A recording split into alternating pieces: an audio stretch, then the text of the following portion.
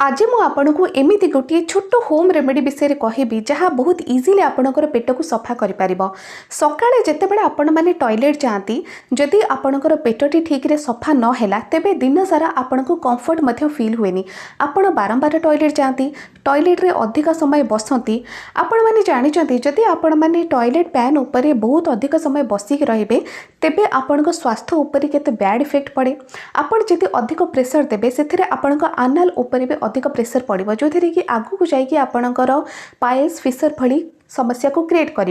तेणु से सब समस्या जदि आपण मैंने रिहाती पाइबा चाहूँगी आपण मैंने ना टॉयलेट पैन उपर अधिक समय बसबे ना अधिक प्रेसर लगेबे। आ मन करूँ आपणकर पाइल्स फिशर ये सब स्टार्ट हो सारा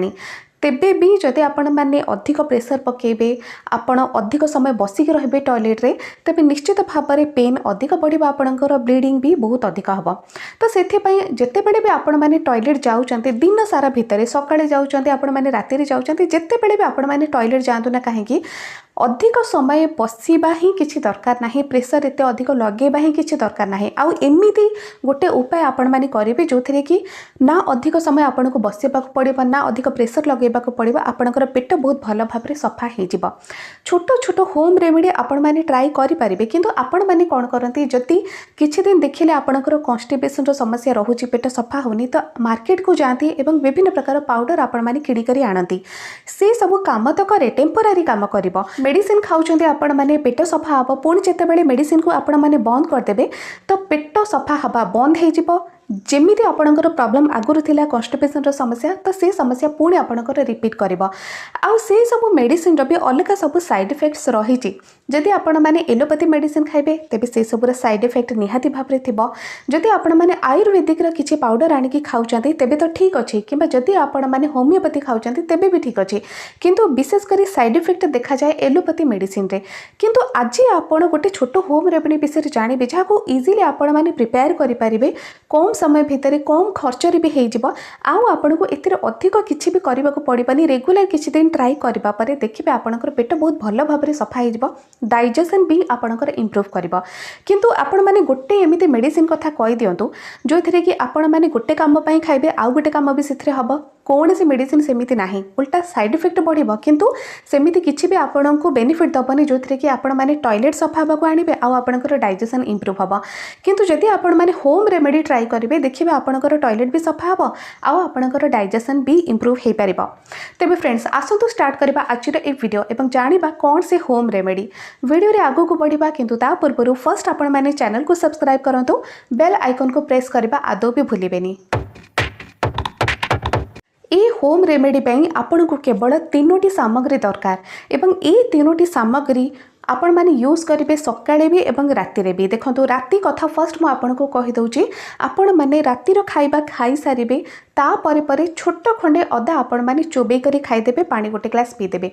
ये कहीं मु कहूँ कारण अदा छोट खंडे जितेबाला आपण माने खाती चोबे करी खाइले तापर पानी पीदेले तापर देखिए आपण जहाँ भी खाइथे से बहुत भल भाव में हजम हो।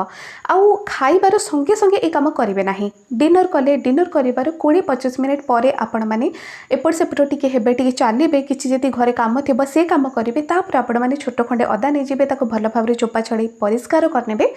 चोबी कर खाईदेबे, पानी गोटे ग्लास पीदेबे। तो ये कम आपण को करवा निहाती दरकार जदि आपणकर डाइजेशन वीक हो जाए, जदि आपणकर खाद्य हजम होनी कि आपणकर कोष्ठकाठिन्यर समस्या देखा जाउची। और जदि आपणक पेटरे बहुत अधिक गैस भी होची तेबे गैस भी बाहरी जिवो। आपण ए काम रेगुलर 2-3 दिन करिके देखंतु, देखिबे केते अधिक फरक पड़िबा आपणकर। आपण माने गैस टैबलेट जति डेली खाउतेबे किछि भी खाइबा को आपणको दरकार पड़िबनी। केवल ए छोट खंडे अदा राति रे आपण माने डिनर करिवार 15-20 मिनिट पर चोबी करी खाइदेबे। छोट खंडे अदा, बड़ अदा भी किछि दरकार नाही। ये तो गला राति रे कथा। नेक्स्ट डे सकाळे आपण माने कोन करिवे, आपण माने उठिबा परे आपण को गोटे काम करबा को पड़िबो। आपण गोटे बर्तन नहीं जिबे, सेथिरे आपण माने गोटे ग्लास पानी नहीं जिबे। गोटे ग्लास पानी नबा परे छोट खंडे अदा को छेची के आपण माने से पानी रे पके देबे। जेतेबेले भल भाव में फुटी जिवो आ पानी टे अधा रहिबो तापर सेथिरे अल्प किछि हळदी गुंड को मिक्स करिवे। अल्प किछि माने 2 पिंच माने आपण को चिमुटारे 2 चिमुटा सेतिकी ही आपण माने हळदी गुंड को से पानी रे मिक्स करिवे आ तापर आपण माने गोटे पिंच लूण सेथिरे पके देबे भल भाबरे मिक्स करिवे आ ताको आपण माने पी देबे सकाळु डेली आपण माने खाली पेटरे एहाको पीबार गोटे अभ्यास करि दियंतु देखिबे आपणकर डाइजेशन इंप्रूव हबा सहित अन्य विभिन्न प्रकार समस्या जेमिति कि फर्स्ट तो आपणकर कॉन्स्टिपेशन आपणकर जेति टॉयलेट सफा होनी से समस्या प्रथमे दूर हम कारण गरम पानीटा हेउची निज भितर ही गोटे मेडिसिन भली काम करिथाए आपणकर पेट पाई केवल जेते नॉर्मल वाटर भी टिके उषुम करके आपण माने पी देबे आ ता सहित टिके अदा आपण माने खाई देबे देखिबे केते फरक आपण को पड़िबा आपणकर गैस रिमूव हबो आपणकर डाइजेशन इंप्रूव करबो आ ए जो होम रेमेडी रे आपण माने जेते बेडे अदा को उपयोग करूचंती फर्स्ट तो आपण माने राति रे खंडे खाइबे तापरे ए जो होम रेमेडी रे ट्राई करिवे एथिरे अदार बहुत बड़ रोल रही यह सहित हलदीर बहुत बड़ा रोल आपंकर डाइजेशन को इंप्रूव करने लुण केवल आपण मैंने टेस्ट पकेबे स्किप भी करें आउ जेहेतु ये सब जो प्रकार आयुर्वेदिक सामग्री सब यूज करा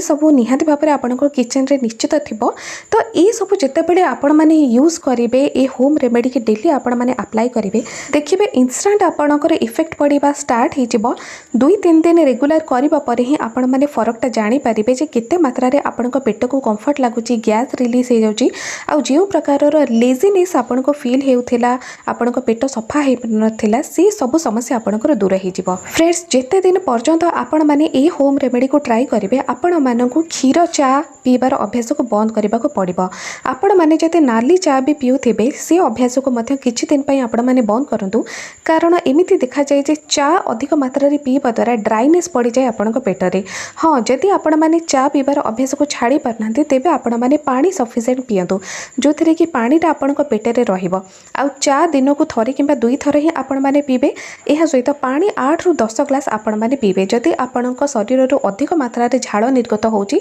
तो पानी रो मात्रा आपण माने बढ़े कि 12 ग्लास पर्यंत करि पारिबे जो थरे कि डाइजेशन आपणकर इजीली हे पारिबो जहा भी आपण माने खाइबे इजीली आपण माने हजम करि पारिबे आ से सब रे जो वर्ज्य वस्तु से ठीक भाव में बाहरी पारिबो ए होम रेमेडी द्वारा आपणकर वेट मध्य लॉस हे थाए